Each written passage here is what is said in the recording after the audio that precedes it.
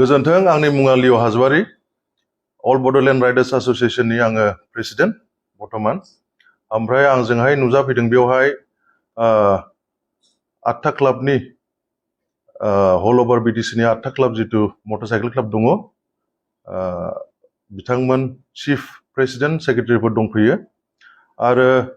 बेवहाय मिडिया चेनेलनिफ्राय नुजाफैनो हानाय जायफोर बेयाव दंफैयो नोंथांमोनखौहाय आंनि एजेन्डाखौ बुंनायनि सिगां आङो साबायखर होबाय। दिनैनि एजेन्डाया जों राइडार्स हिसाबै जों बिटिसि ओनसोलावहाय जितु 8था क्लाब दङ जों मा मावगासिनो दङ मा मावबोदों जोङो 8 बोसोरनिफ्राय बिनि सायाव एसे फोरमायनो सानदों बेहाय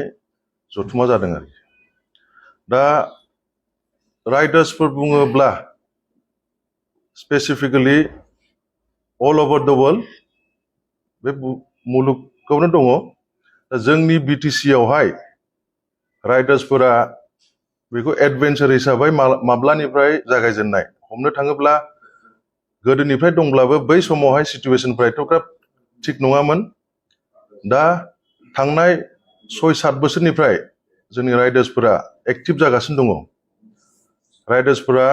क्लाब दागासिनो दङ दा जोङो गुबुन गुबुन खामानि मावो हमनानै ला जों इभेन्ट खुङो बेजों लोगोसे जोङो आरोबाव आलदा आलदा खामानि जेरैहाय ब्लाड डनेशन खालामो प्लान्टेशन दंफां लाइफां गायनाय बेफोर खामानिखौबो मावो आरो बेजों लोगोसे आलदा आलदा क्लाबफोरा गावबा गाव केपासिटियावहाय हमनानै ला दुरान कापआवबो मोनसे क्लाबा हेल्प खालामदोंमोन बेजों लोगोसे 2023 आवहाय जितु एभिक्सन जादोंमोन बेवहायबो रिलिफ सार्भिस हैदों बिनि सिगांबो बोसोरब्रै सिगांबो जेब्ला मंगलिया होननाय जायगायाव बिजनि खाथियावहाय चिरां डिस्ट्रिक्टआव जेब्ला दैबाना लोमदोंमोन बेयावबो रिलिफ सार्भिस हैदों बिदिनो आरो वर्ल्ड एनवायरनमेन्टेल डे आवहाय सेपलिं डिस्ट्रिबिउसन फुलि राननायबो बिदि खामानि मावो दा एज ए राइडार्स जोङो दासिम सिरि सिरि खामानिखौ मावफिनगासिनो दंमोन जोंनि थाखाय बेफोर इभेन्टफोरा मोनसे रेभलिउसन साइलेन्ट रेभलिउसन जों राइडार्स हिसाबै जों गावबा गाव गासिबो गावबा गाव सोरबा बिजनेस मावो सोरबा साख्रि मावो गावबा गाव फैसा खामायनानै जोंनि जितु पेशन जायगा बेरायनाय मटर साइकेलजों जोङो आलदा आलदा जायगायाव थाङो दा बेजों लोगोसे जों समाजनो मा होफिननो हागोन बेफोरखौ ओंथि लानानै जोङो बिदिनो माल्टिपल बिदि इभेन्ट्स बोसोराव खालामबाय थायो आरो जे दिनैनि दिनावहाय डिजिटेल वर्ल्डआवहाय रिस्पन्सिबलि जों बै जायफोरा लिरदों बेखौल' नङा एज ए होल जोंनि बर' समाजखौ जों बुङो आरोखि रिस्पन्सिबिलिटि जों बेफोरखौहाय बाहायनांगौ दा बड'लेण्ड राइडार्स मिट होननाय मोनसे इभेन्ट जितु जों खुंबोगासिनो दं 2020 निफ्राय इट्स द अनलि इभेन्ट जों प्राउडलि बुंनो हायो जेखौ जोङो बोसोरबा उइदाउट गभर्नमेन्ट सापर्ट उइदाउट फान्डिं एक्सटार्नेल फान्डिं बेफोरखौ लायालासिनो जों गावबा गाव फैसा जमा खांलायनानै जि गामि ओनसोलाव जों टाउन सहराव खालामा बे इभेन्टखौ गामि गोथौआवसो थांनानै जोङो इभेन्टखौ खालामहैयो टुरिजम प्रमोट खालामो आरो बे इभेन्टआवहाय जोङो मा खालामो रायजो राजाफोरखौ लाफानानै खालामो रायजो राजाफोरजोंहाय जोङो गामियाव थांनानै बै जायगाखौ लानानै बिसोरनिफ्राय एनअसि लाग्रोयो बिसोरखौ बुजायो ओमफ्राय बे इभेन्टआव मा जायो आलदा आलदा जायगानिफ्राय दाब दाब जायगानिफ्राय राइडार्सफ्रा फैयो इनफेक्ट जोङो नुनो मोनदों जे इन्टारनेसनेल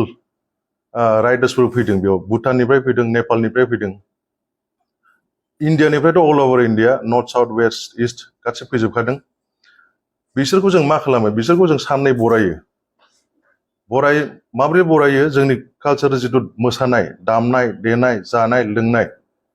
बेफोरखौ जों बिसोरनो देखायो साननै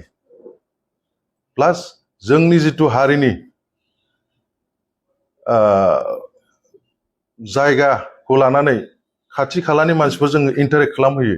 जोंनि एकमडेसन जोंनि हस्पिटालिटिखौ जों देखायनो नाजायो आरो दा बुंनो थाङोब्ला अल ओभार इन्डिया मोनसे राइडार्स मिट दङ जितु जों सबसे माने पुरुना ओमफ्राय बिगेस्ट स्केलावहाय जायो बेखौ जोङो बुङो राइडार मेनिया बिनि नेक्स्टआनो दङ मोनसे इभेन्ट जितु नर्थ इस्टआव जायो जोंनि नर्थ इस्टआवहाय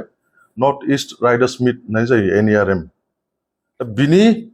3 नाम्बारावनो जोंनि BRM आ दा सफैगासिनो दङ बुंनो थाङोब्ला बेजों लोगोसे not only BRM Bodoland riders meet बेजों लोगोसे जोंनि आरोबाव आलदा मोननै मोनथाम क्लाबा आरो मोनसे इभेन्ट खुंबावदोंमोन दैजिं राइडार्स मिट होननाय जोंनि थाखाय आरो नै थांनाय बोसोरावनो सरि बे बोसोरावनो आरो मोनसेबाव इभेन्ट जाबावदों आसाम राइडार्स मिट होननाय जोंनि बे फिसा ओनसोलाव BTC आवहाय मोनब्रै डिस्ट्रिक्टनि गेजेरावनो जे जोङो गासैखौ लानानै हिसाब खालामोब्ला 9था इभेन्ट जों खालामनो हादों जितु हल आसामानो खालामनो हायाखै दा जोंनि थाखाय एक्चुअलि जेसेबां इभेन्ट खालामनो हानाय जोङो इसेबांनो मानसिफोरखौ लेंहरनानै जोंनि जायगा देखायनो हानाय जोंनि मानसिफोरजों जोंनि कालचारजों इन्टारेक्ट खालामनो हानाय एक्चुअलि जोंनि थाखाय बे गोजोनथाव बाथ्रा बेफोरखौ बुंनानै जेनेबा आंनि साइडनिफ्राय जितु इरेसपन्सिबल इउज अफ ससियेल मिडिया बेफोरखौ जोङो रिस्पन्सिबलि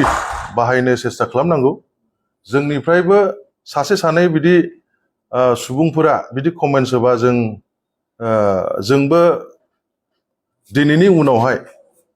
जों एक्सन लानांगोन जागोन स्ट्रिक्ट लिगेल एक्सन लागोन जोङो खारन जोंना ABRA होननाया अल बड'लेण्ड राइडार्स एस'सिएशना बे सिम्पल मोनसे माबा नङा एस'सिएशन नङा it's a very organised association properly structured आरो जोङो बेखौहाय समाजनि मावनोसो जों नाजागासिनो दङ बेवहाय सोरबा जुदि हेंथा होयोब्ला जोंबो सिरि थानाय नङा उनावहाय जोंबो सानो आसा खालामो जे रायजो राजाफ्राबो बुजिलांगोन जोंनि मावनांगौ जि दङ जों मावलांबाय थागोन नांलाय खमलायालाय बोराबलायनायलाय जेरावबो थाखायो गावबागाव न'खरावबो थाखायो बिनि गेजेरजोंनो जेनेबा जों बांद्राय जुदि बिदि हेंथा होयोब्ला जों एक्सन लानाय जागोन आरोखि खिन्थु दासान्दि जों आलो गोजोनै मावलांगासिनो दं इनफेक्ट जोङो बोसोरबानि उनावसो फार्स्ट मोनसे प्रेस मिट लादों जों सिगां बिदि नांगौथि जागोन सानाखैमोन आरो जोंनि गावबागाव जों गावनो बेरायो जावनो फैसा खांलायनानै जोङो ससियेल वर्कबो खालामो चेरिटि इभेन्ट्सफोरबो खालामो थ' जों मावलांबाय थागोन जि मावनांगौ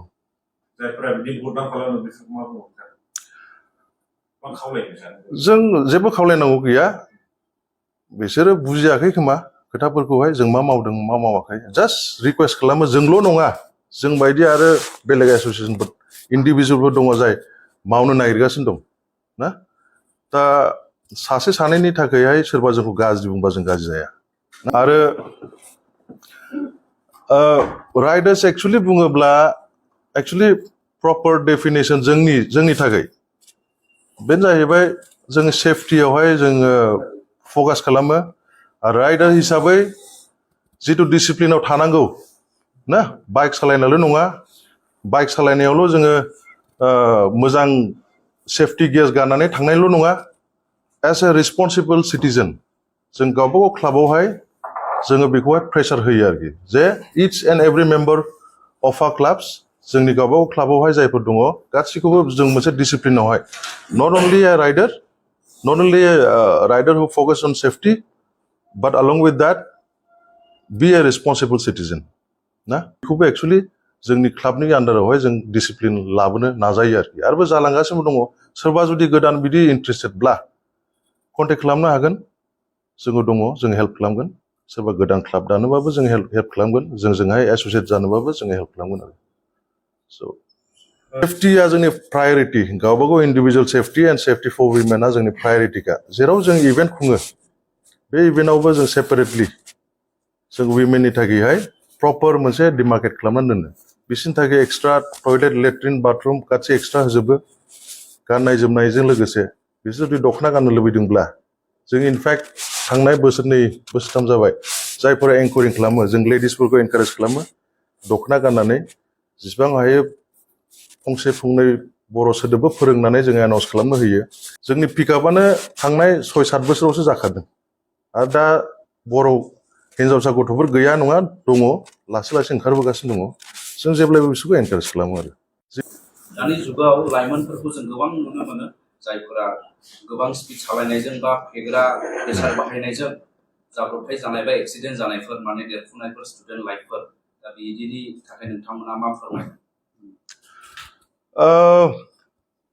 बेनि जुनै सरकारनिफ्रायबो नेम दंखायो आरो जोंबो राइडार हिसाबै जों बेखौ इमप्लिमेन्ट खालामनो नाजायो मालायखौ मा बुंनो जोंनि गेजेराव जेब्ला जों राइडआव थाङो जोङो जेब्लाबो नो ड्रिंक एन्ड ड्राइभखौ जों प्रमट खालामो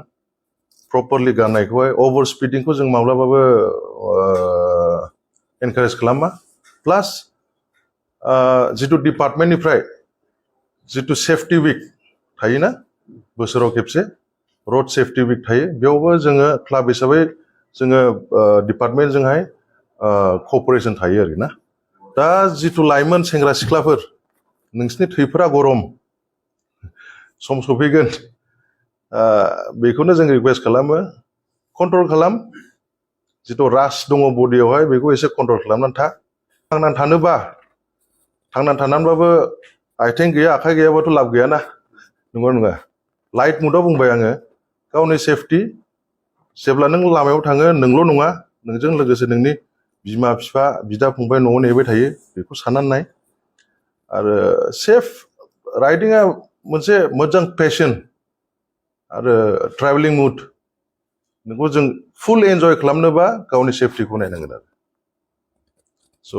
जोंनि साइडनिफ्राय आङो बेखौनो बुंगोन आरोखि आं रिकुवेस्ट खालामो नो ड्रिंक एन्ड ड्राइभ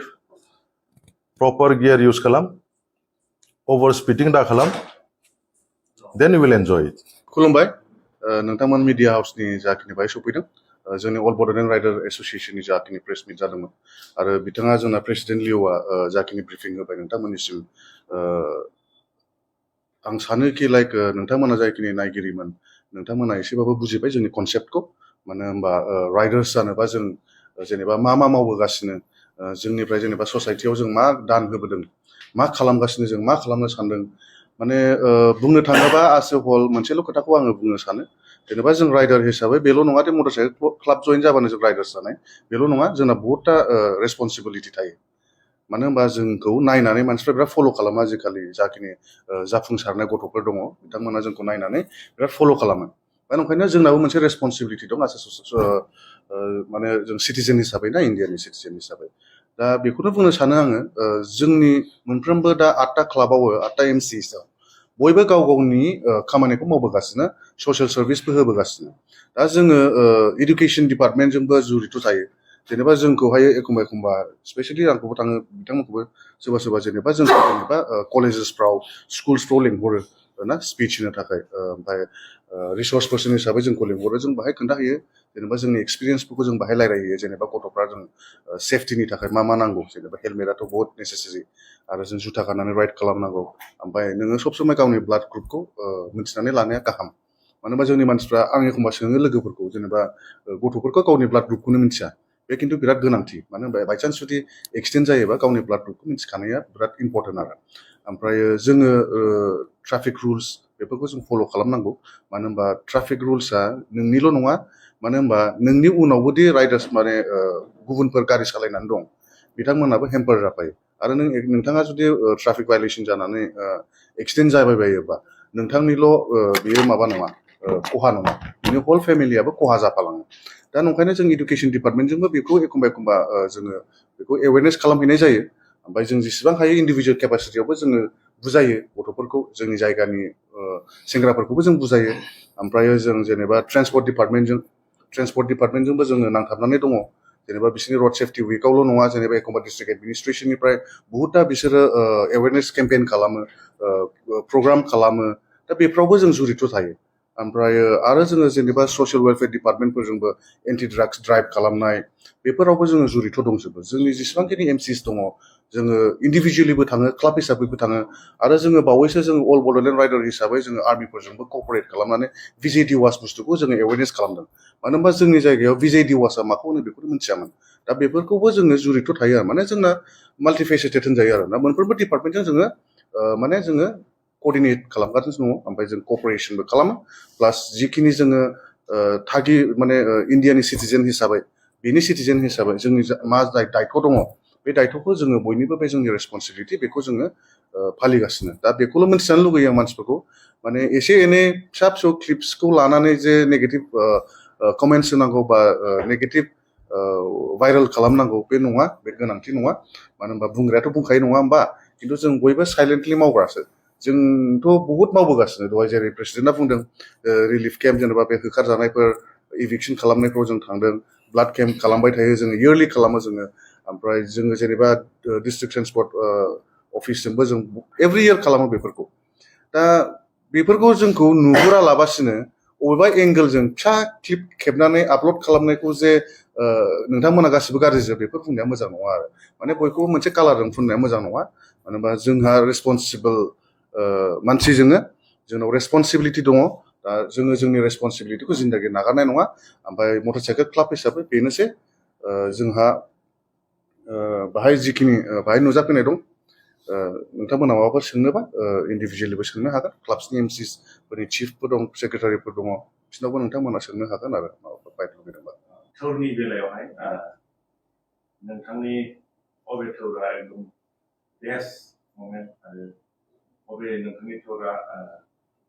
वर्स्टमोन बेखौ एसे एक्सपिरियेन्स दंबा